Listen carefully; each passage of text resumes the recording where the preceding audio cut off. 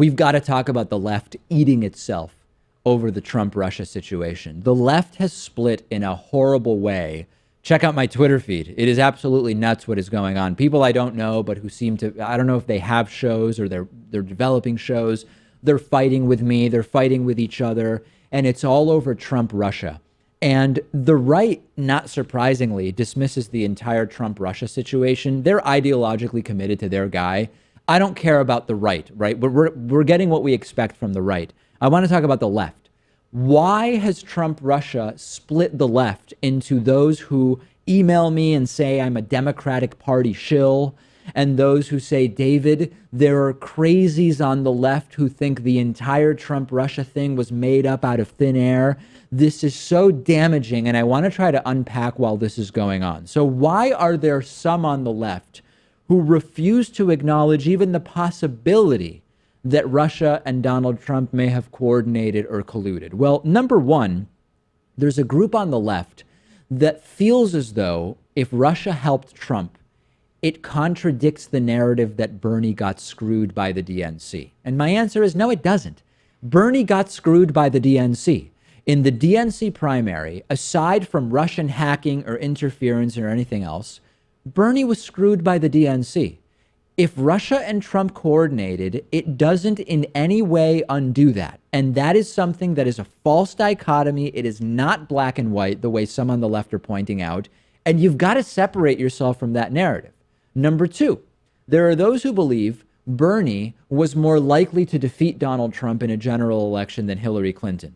And they feel that if they accept Russian interference, it weakens their argument in some way. They may feel that Trump-Russia collusion excuses the loss that Hillary Clinton suffered.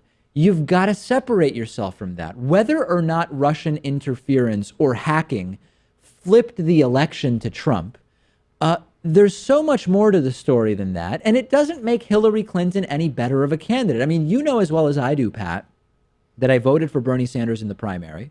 I voted for Hillary Clinton in the general election. But I've been hugely critical of Hillary Clinton. I think she was not a good Democratic candidate by any means, but I thought she was better than Donald Trump. If you believe that there is something to Trump-Russia, it doesn't prop up Hillary Clinton. You've got to disconnect yourself from that false narrative.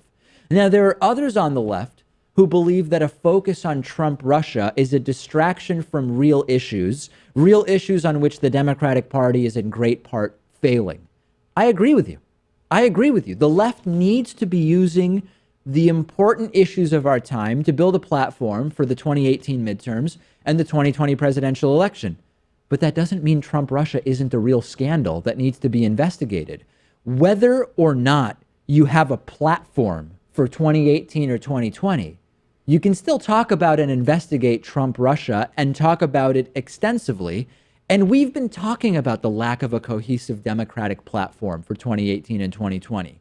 Healthcare, economics, taxation, immigration, education, the minimum wage.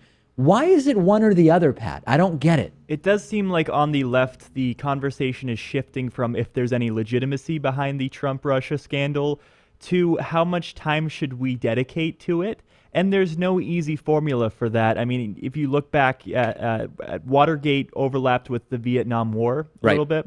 And I'm sure back then there was criticisms that the TV and news outlets weren't adequately covering Vietnam because Watergate was distracting from it. And we have the same situation going on now. People are dying in Vietnam. Why are you talking about whether Nixon lied or recorded someone in the Oval Office? And I think that this is damaging on two levels. Number one, this is not the time for a fractured left. Okay. In fact, it's hard to think of a worse time for a fractured left. That's number one. Number two, if Trump-Russia is nothing and it evaporates, you need something else to justify asking people to vote for you in 2018 and 2020. And if Trump-Russia is everything and it leads to Trump resigning or being impeached, it doesn't matter whether you think that that's likely or unlikely.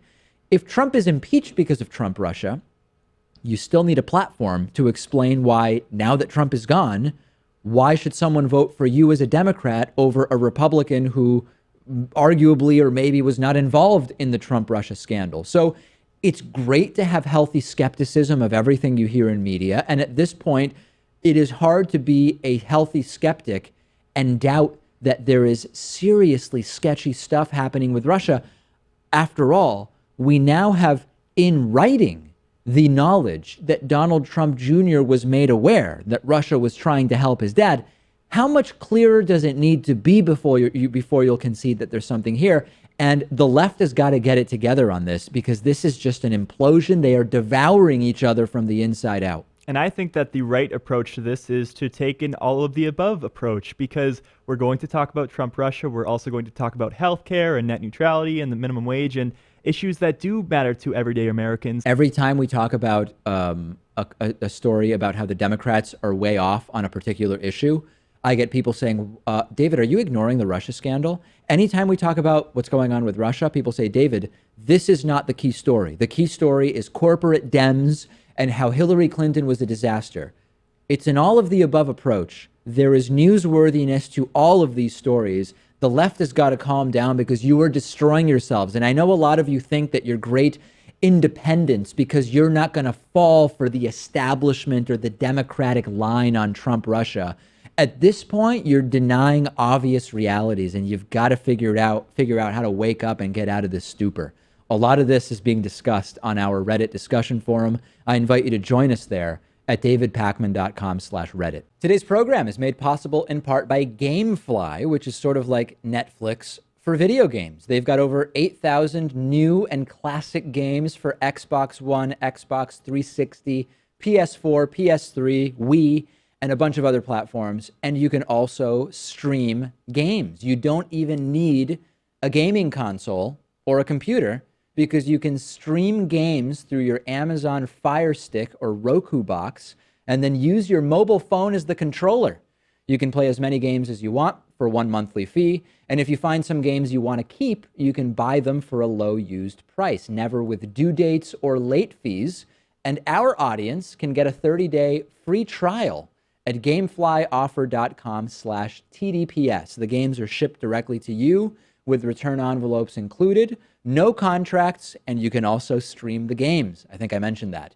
You can also rent games through the mobile app. Get a free 30-day trial for David Pakman Show viewers and listeners, and support our show at gameflyoffer.com/TDPS.